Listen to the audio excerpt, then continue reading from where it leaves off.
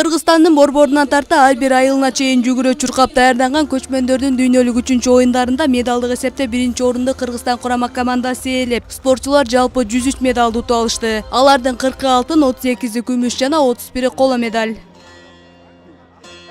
Экинчи орунга Казакстан курама командасы жайгашкан. Алардын капчыгында жалпы 72 медаль болсо, 18 алтын, 24 күмүш жана 30 коло медаль.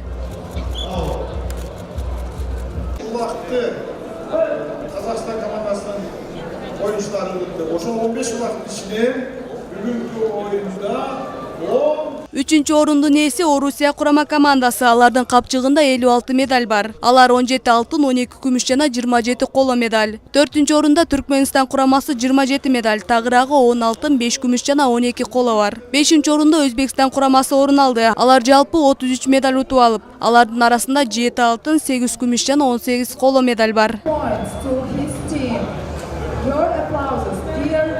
Жерде спорттун 37 түрү боюнча мелдештер болгон. Ошо 37 түрлөр боюнча кыргызстандык спортчулар бардыгынан медаль тагынды десек болот.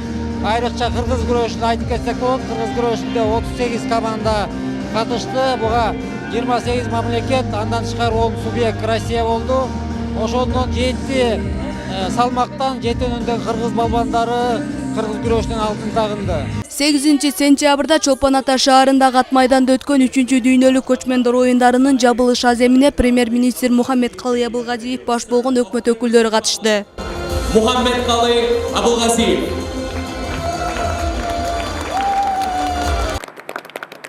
Бүгүн 3-чү дүйнөлүк көчмөндөр оюндары аяктап, сиздер менен коштошуп жатканыбызга ичибиз атышып турат.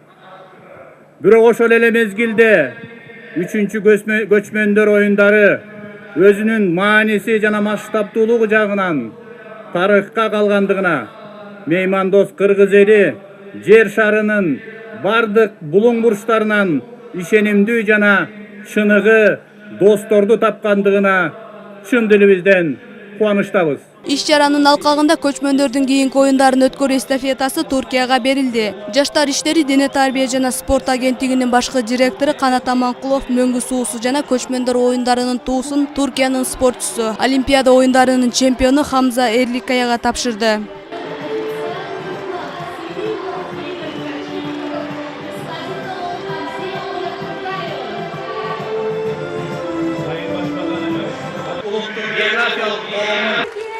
Айсара Таналыкызы, Гүлчөрө Казымкулов, Нью ТВ.